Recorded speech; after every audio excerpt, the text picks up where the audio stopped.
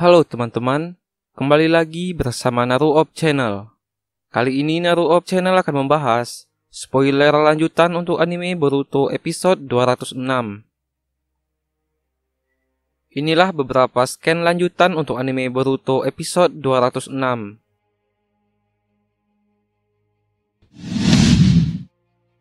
Setelah terbentuknya tim 7 yang baru yang beranggotakan Boruto, Mitsuki, Kawaki, dan Sarada, Kawaki menjelaskan bahwa kabut hitam milik Boro bisa membuat tubuh seseorang yang terkena kabut ini tidak akan bisa bergerak. Karena itu, Kawaki mengajak yang lainnya untuk mengatasi kabut ini agar mereka bisa mendekati Boro. Kawaki menambahkan, walau mereka tidak terkena langsung kabut hitam itu, mereka masih akan merasakan efeknya dan itu akan membuat situasi menjadi lebih buruk. Sarada kemudian mengatakan bahwa dia mengamati Boro selama pertarungan tadi dan melihat Boro beberapa kali merapal tanda segel tangan seperti akan mengeluarkan sebuah ninjutsu. Boruto lalu mengatakan bahwa karma miliknya tidak bisa menghisap kabut itu. Berbeda dengan jutsu lava milik Boro sebelumnya yang bisa dihisap dengan segel karma. Kawaki lantas menjelaskan, alasan kenapa karma tidak bisa menghisap kabut itu adalah karena karma hanya mampu menghisap sebuah energi dari jutsu berbasis cakra. Dan karma tidak bisa menyerap sesuatu secara fisik. Kawaki menjelaskan bahwa dirinya sebenarnya tidak tahu apakah kabut hitam milik Boro itu jutsu atau bukan. Tapi menurut Kawaki, kabut hitam itu sepertinya merupakan zat fisik karena Kawaki sebelumnya merasakan kabut hitam itu setelah menyentuhnya menggunakan karmanya. Boruto masih belum mengerti apa yang dimaksud oleh Kawaki ini. Kawaki kemudian menjelaskan secara sederhana. Kawaki mengatakan, sebagai contoh, karma dapat menyerap sebuah jutsu elemen air yang diciptakan dari cakra. Akan tetapi, karma tidak dapat menyerap jutsu elemen air yang digunakan dari air yang ada di sungai ataupun laut. Dan seperti itulah cara kerjanya. Boruto pun akhirnya mengerti penjelasan dari Kawaki ini. Boruto berpikir bahwa karma dapat menyerap segala jenis jutsu. Sarada juga mengerti maksud dari Kawaki dan mengatakan bahwa berarti itu adalah batasan kekuatan karma dalam menyerap sebuah jutsu. Kawaki menambahkan, karena itulah karma tidak bisa menyerap kabut hitam milik Boro karena kabut itu adalah zat fisik. Kawaki kemudian mengajak mereka untuk mencari cara lain agar dapat mengatasi kabut hitam milik Boro ini. Mitsuki lalu mengeluarkan ularnya dari balik lengannya. Mitsuki kemudian mengatakan kepada Sarada bahwa ia berjaga-jaga dengan mengambil beberapa kabut hitam itu dan disimpan di dalam tubuh ularnya. Mitsuki meminta Sarada untuk menganalisanya dengan saringan milik Sarada. Tapi Mitsuki mengatakan bahwa kabut yang diperolehnya sangat sedikit dan akan menyebar di udara begitu Mitsuki mengeluarkannya. Karena itu, Mitsuki meminta Sarada untuk benar-benar fokus karena mereka hanya punya satu kali kesempatan. Walau begitu berat, Sarada akhirnya siap melakukannya. Mitsuki memperingatkan Sarada bahwa hanya dia yang belum melakukan kontak dengan kabut itu. Karena itu, Mitsuki meminta Sarada untuk berhati-hati dan jangan sampai menghirup apalagi menyentuhnya. Mitsuki kemudian perlahan membuka mulut ularnya dan mengeluarkan kabut itu. Sarada pun langsung mengaktifkan saringannya dan tampak Sarada mengamati dengan cermat bentuk spesifik dari kabut hitam milik Boro ini. Boruto langsung menanyakan apakah Sarada menemukan sesuatu yang aneh. Sarada menjawab bahwa dia melihat dengan jelas ciri khas dari kabut itu. Dan kabut milik Boro ini sebenarnya adalah sebuah virus. Seketika, Boruto, Mitsuki, dan Kawaki pun terkejut. Sarada menambahkan, kemungkinan Boruto, Kawaki, dan Mitsuki terinfeksi dan terpapar virus ini. Karena itulah, mereka sakit karena sebuah penyakit dari kabut itu. Kawaki tampak kesal karena virus tidak bisa diserap karma miliknya. Mitsuki kemudian mengatakan bahwa dia sebenarnya curiga dengan melihat gejala yang ditimbulkan. Walaupun sebelumnya, dia tidak begitu yakin. Tapi dengan analisa yang dilakukan oleh Sarada, mereka pun akhirnya tahu. Mitsuki kemudian menjelaskan bahwa hampir tidak ada sebuah jutsu yang dapat membuat sebuah virus yang nyata. Karena itu, Mitsuki beranggapan bahwa itu adalah sebuah teknik dari alat sains ninja. Sarada pun setuju dengan apa yang dikatakan oleh Mitsuki ini. Meskipun kabut itu adalah teknik dari alat sains ninja, Kawaki merasa mereka tetap saja tidak bisa mendekati Boro karena kabut itu. Kawaki bertanya bagaimana cara mereka akan mengatasinya. Mitsuki kemudian meminta mereka untuk tidak khawatir. Mitsuki mengatakan bahwa dia memiliki sebuah ide. Tapi sebelum itu, Mitsuki mengatakan bahwa mereka membutuhkan seorang pemimpin yang dapat menyatukan mereka sebagai sebuah tim. Mitsuki menambahkan, jika bukan komando dari Sarada untuk mundur dari pertarungan sebelumnya, maka mereka semua pasti akan mati. Karena itu, Mitsuki meminta mereka semua untuk mematuhi perintah komandan saat dalam keadaan darurat agar tidak terjadi perdebatan. Mitsuki lantas menunjuk Sarada sebagai pemimpin tim 7 yang baru ini. Sarada pun terkejut dengan penunjukan dari Mitsuki ini. Boruto lalu protes kenapa harus Sarada menjadi komandan mereka. Kawaki kemudian mengatakan bahwa Boruto tidak akan mungkin cocok menjadi seorang komandan. Boruto pun akhirnya menerima keputusan Mitsuki. Mitsuki lalu berkata bahwa sudah diputuskan Sarada lah yang akan menjadi pemimpin mereka. Para tim 7 baru ini pun kemudian bersiap untuk bertarung kembali dengan Boro. Scan kemudian beralih ke lokasi Boro berada. Tampak Boro masih menjaga peti mati tempat Naruto disegel.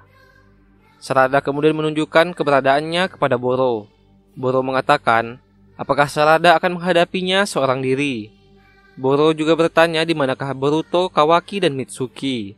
Apakah mereka sudah mati akibat terkena kabut hitam miliknya? Sarada lalu menjelaskan kepada Boro bahwa mereka sudah mengetahui kabut hitam milik Boro itu adalah sebuah virus dari alat sains ninja.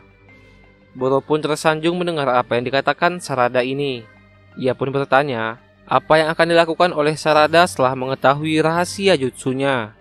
Sarada meminta Boro untuk memikirkan kira-kira apa yang akan mereka lakukan nantinya. Boro kemudian menjawab bahwa tidak ada jutsu yang bisa melawan virusnya.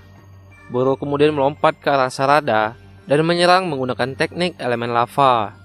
Sarada menggunakan elemen apinya untuk menangkis serangan ini. Boro menyadari bahwa Sarada selalu menjaga jarak darinya agar tidak terkena virus. Sarada menganalisa bahwa meskipun Boro begitu kuat, tapi Boro tidak memiliki gerakan yang cepat. Sarada kembali menggunakan serangan elemen apinya untuk menyerang Boro. Boro kemudian menahan serangan ini dengan jutsu elemen air. Lalu, terjadi ledakan akibat benturan serangan mereka. Sarada pun kaget karena dia kehilangan jejak Boro yang menghilang. Dengan mengaktifkan sharingannya, Sarada menyadari bahwa kabut hitam milik Boro yang mengandung virus ini mulai datang mengelilingi lokasi Sarada berada. Sarada tampak kesal akibat terkena jebakan Boro ini. Tidak lama setelah itu, Boro kemudian keluar dan menampakkan dirinya. Ia pun mengatakan bahwa virus dari kabut hitam miliknya telah mengelilingi lokasi Sarada dan kemanakah Sarada akan pergi untuk menghindari virus itu. Sarada lalu melompat ke udara. Dengan sigap, Boro menghalanginya dan melancarkan pukulan kepada Sarada hingga terjatuh ke tanah. Sarada kemudian tampak merasakan sakit di sekujur tubuhnya. Boro lalu menjelaskan bahwa Sarada pasti telah terinfeksi virus miliknya sehingga membuat Sarada tidak akan bisa bergerak lagi. Boro pun mendekati Sarada dan mengangkatnya dengan tangan kirinya. Sarada mencoba menggerakkan tangannya untuk merapal sebuah segel tangan. Boro yang menyadari itu pun mengatakan bahwa tidak akan ada gunanya Sarada melakukan hal itu, karena jari-jari tangan Sarada akan menjadi kaku seperti yang telah dialami oleh ketiga temannya. Sarada kemudian tersenyum. Ia pun mengatakan bahwa dia tidak akan kalah dari jarak sedekat ini. Dengan mengaktifkan sharingannya, Sarada melancarkan jutsu elemen api tepat di hadapan muka Boro. Boro kebingungan kenapa Sarada masih dapat bergerak. Kemudian dengan cepat, Sarada melancarkan pukulan di muka Boro yang membuat Boro terlempar cukup jauh. Sarada berteriak bahwa sekarang giliran teman-temannya untuk melancarkan serangan kepada Boro. Boro yang masih terkena luka bakar pun tidak habis pikir kenapa mereka semua masih dapat menggerakkan tubuh mereka. Boruto dan Kawaki pun langsung menuju ke arah Boro sambil mengaktifkan segel karma mereka. Boruto lalu menyerang tubuh Boro dengan Rasengannya. Kawaki menempelkan segel karma di tangan kirinya ke tubuh Boruto untuk menambah kekuatan Rasengan. Rasengan Boruto pun menjadi lebih kuat sehingga membuat Boro terlempar cukup jauh. Setelah itu, tampak tubuh Boro bagian atas telah hancur akibat serangan kombinasi tim 7 ini. Mitsuki datang ke tempat mereka dan mengatakan bahwa serangan mereka kali ini benar-benar sangat baik. Boruto pun senang karena semuanya berjalan dengan lancar dengan bantuan sebuah antibodi. Tiba-tiba, tubuh Boro yang telah hancur sebagian itu kembali berdiri dan melakukan regenerasi. Akhirnya, Boro pun kembali bangkit. Kawaki begitu kesal karena dia lupa bahwa Boro memiliki regenerasi yang begitu cepat. Boro yang mendengar perkataan Boruto mengenai antibodi tadi mulai berpikir bagaimana mereka dapat menemukan antibodi dari virus miliknya. Ternyata, Boro pun sadar bahwa Mitsuki telah menggunakan ularnya yang menggigit dirinya untuk mengambil darahnya. Mitsuki kemudian mengakui bahwa dirinya telah mengambil beberapa darah milik Boro untuk dijadikan sebagai antibodi. Boro pun bertanya, sejak kapan Mitsuki menyadari bahwa serangan kabutnya mengandung sebuah virus. Mitsuki menjelaskan bahwa dia awalnya tidak menyadari kabut itu mengandung sebuah virus. Tapi melihat Boro yang tidak mendapatkan efek apa-apa setelah bersentuhan dengan kabut itulah, Mitsuki menyadari bahwa Boro memiliki sebuah antibodi. Boruto yang begitu senang pun mengatakan kepada Boro bahwa serangan virus pengecut milik Boro tidak akan bekerja lagi, dan Boro harus bersiap menerima kekalahannya. Boro pun tersenyum mendengar perkataan Boruto ini. Sarada kemudian memperingatkan Boruto untuk tetap selalu waspada dan tetap dalam rencana mereka. Para tim 7 ini kemudian bergerak dan mengelilingi posisi Boro berada. Boro merasa bahwa mereka sepertinya akan menyerang dirinya secara bersamaan. Kawaki kemudian melihat ke arah peti tempat Naruto berada. Di dalam hatinya, Kawaki berjanji akan menyelamatkan Naruto apapun resikonya. Boro yang melihat Kawaki terus memandangi peti itu pun mendapatkan sebuah ide. Dengan sigap, Boro berlari ke arah peti tempat Naruto yang membuat mereka semua terkejut. Boro yang menuju ke arah peti tempat Naruto lalu mengatakan, meskipun dia tidak mengira bahwa mereka dapat menetralisir virus miliknya, tapi Boro mengakui bahwa dia memikirkan banyak cara untuk dapat menghancurkan para tim 7 ini. Boro pun bersiap untuk menghancurkan peti mati tempat Naruto berada.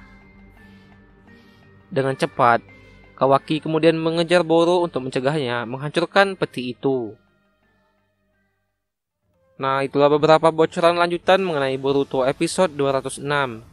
Bisa saja terjadi perubahan ataupun ada adegan tambahan saat anime Boruto episode 206 ini dirilis nantinya. Dan jika terdapat kesalahan dalam pembahasan kali ini, admin mohon maaf dan sampai jumpa.